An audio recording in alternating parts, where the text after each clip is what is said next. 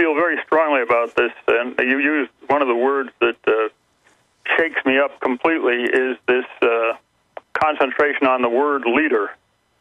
I told this to the junior senator from the Commonwealth of Virginia, where I reside, during the elections, when he, I was talking to him in a local coffee shop, and he says, well, we've got to, I'll show strong leadership on this. I said to him, Governor, I don't want you to show leadership. I want you to represent me.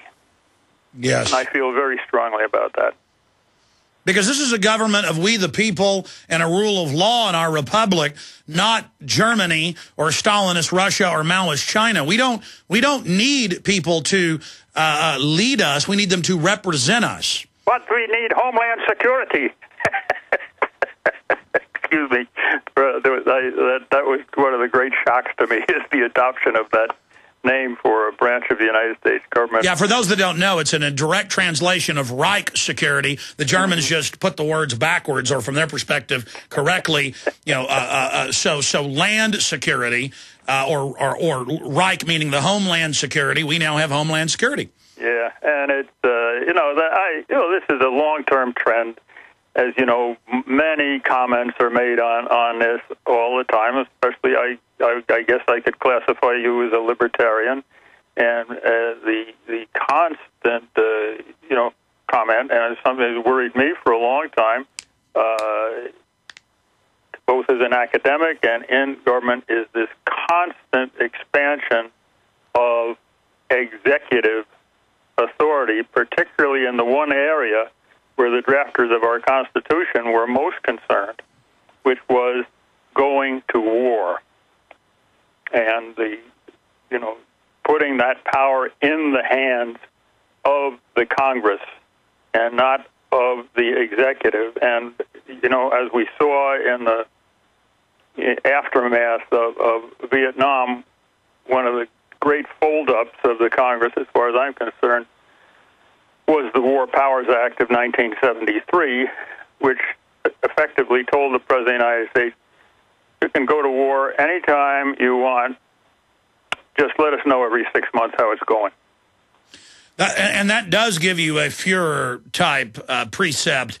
I mean, it's completely the opposite of what our republic was founded on. Well, I think one could say that, and whatever arguments one wishes to make about the need for strong leadership in the foreign policy area and so forth, is that when you see developing, because of the belief in this hugely magnified national security establishment, the enormous financial costs that go with it. I mean, when you realize that just 2 weeks ago, that the renewed funding for the war in Afghanistan was put through, an additional $30 billion, and that's just for the part of it. And incidentally, if you go back to that House resolution on that, you'll find that the actual title of it is a law to extend certain funding for education and other domestic projects. That, to me, was the height of hypocrisy. So now it's education to have the biggest war machine the planet's ever seen. Sir, what about staged terror or provocateur actions as a pretext to attack Iran? I mean, we know the CIA has declassified part of the NATO option, Gladio, AJAC, Gulf of Tonkin was a staged event and now declassified.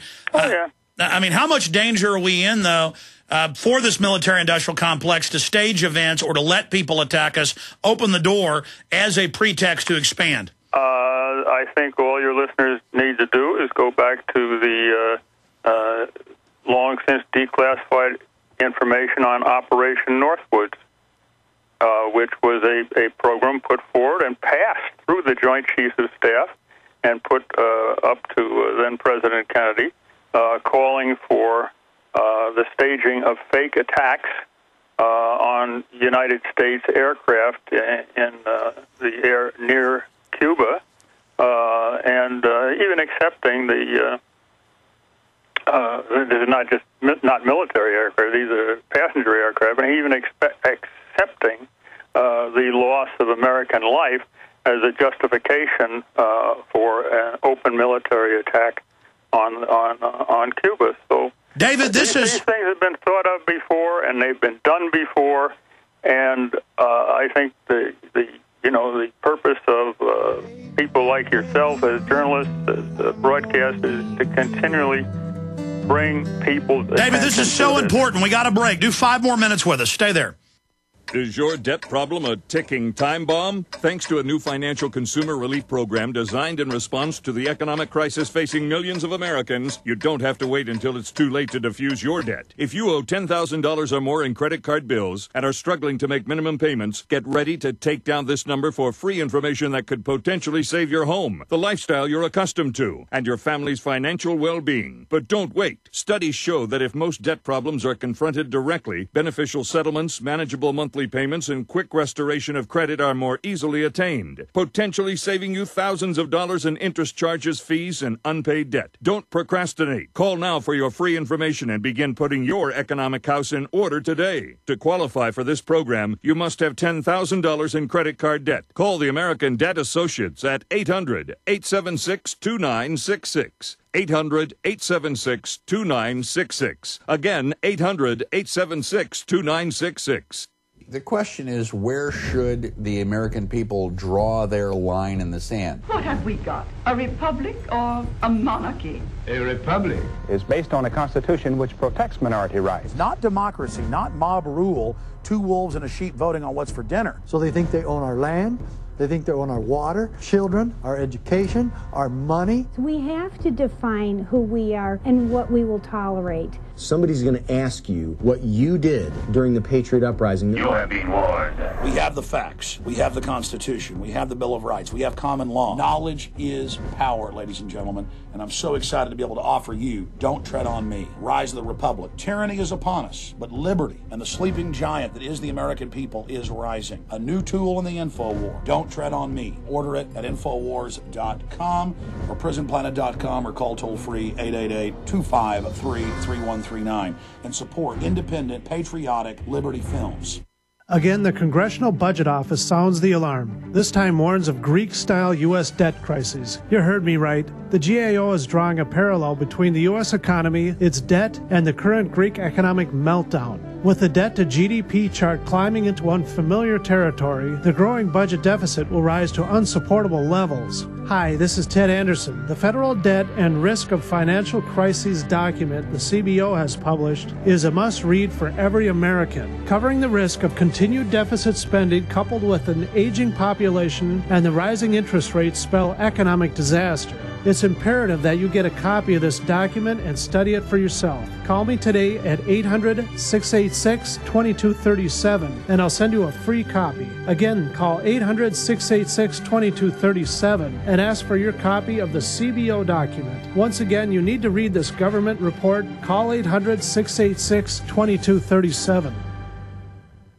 When you hear the words water purification, what comes to mind? If it's Berkey Water Purification Systems, this message is for you. Did you know that over 60% of municipal water contains fluoride at less than 2 cents per gallon? Berkey water filters purify treated and untreated water, remove dangerous chlorine, fluoride, and contaminants from municipal water. These filters are powerful enough to purify stagnant pond water, making them perfect for rainwater collection systems. From the smallest to the largest systems, BigBerkeyWaterFilters.com has what you need. With your system purchase, you'll receive a shower filter, a fluoride filter, or 2 sport Berkey bottles absolutely free. BigBerkeyWaterFilters.com would like to offer GCN listeners 5% off all ceramic filter systems and ship all orders over $50 free of charge. Visit BigBerkeyWaterFilters.com. That's BigBerkeyWaterFilters.com. Or call 1-877-99-BERKEY. That's 1-877-99-BERKEY today.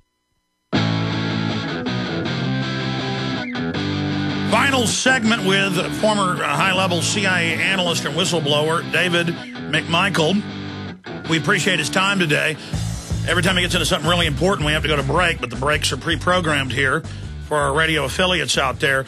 We're getting into Operation Northwoods, and there's so many other instances of plans and actual events where government staged terror attacks. You have all these private corporate interests.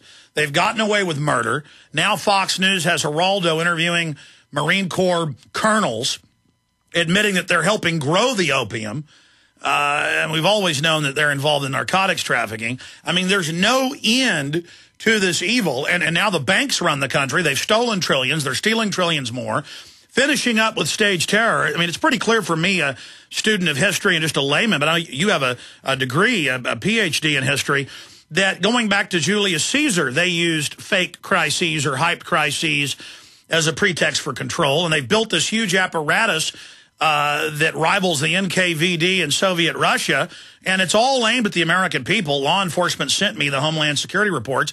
None of this has to do with turbaned men in caves. They're worried about landowners, gun owners, libertarians, conservatives, anti-war people. Your comments on the conversion of America to a police state, if you agree, and false flag terror, sir.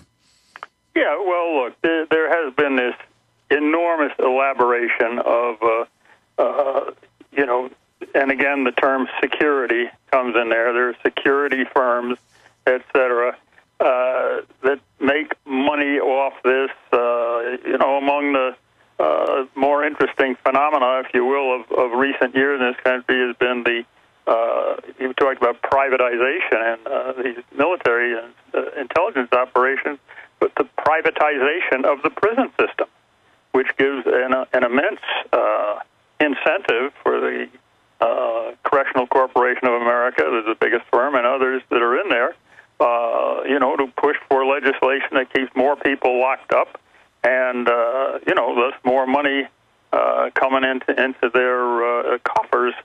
So yes, this is a, if you will, police state magnification of powers of the so-called security elements, and the combination, of course, of local security into the national apparatus, and it's an unfortunate circumstance. I'm going to give you one more almost Northwoods related thing for you in terms of the way covert operations work in these circumstances.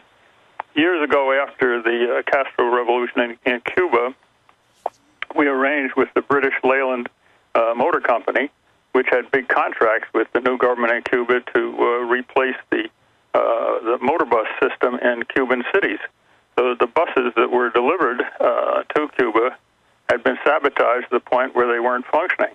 And now we're getting quite credible reports out that the nuclear power equipment that Iran is buying from other countries has been, in many cases, effectively sabotaged before it ever reaches Iran. So these are the things that, in my experience over the years, which intelligence, quote-unquote, intelligence systems tend to do. And I'll give you, before we leave, a quick definition of covert operations. It was first made official in the Defense Budget Act of 1993. Covert operations are those activities of a military, economic, or political nature carried out by the United States government to influence or control activities in other countries, which are done in such a manner that the participation of the United States is concealed, or if revealed, can, and here's the key phrase, plausibly be denied. Yes. And finally, sir, I hope to have you back up in the near future. We appreciate your time. 1 minute left. Knowing about Northwoods and Ajax and the rest of it, do you question 9/11 ever? You know, there's, you know, as a non-scientist, I back out on that one. But you know, the arguments made about the grave difficulty of you know, taking down buildings like that through the burning of aviation fuel after a crash is you know, not too convincing to me. And I'll just close with telling you that back in 1945, when I was as a 17-year-old kid working as a longshoreman on the New York waterfront, you know, on the Jersey side, I looked up one morning and saw this big hole in the Empire State Building. You'll remember that was a B-25, which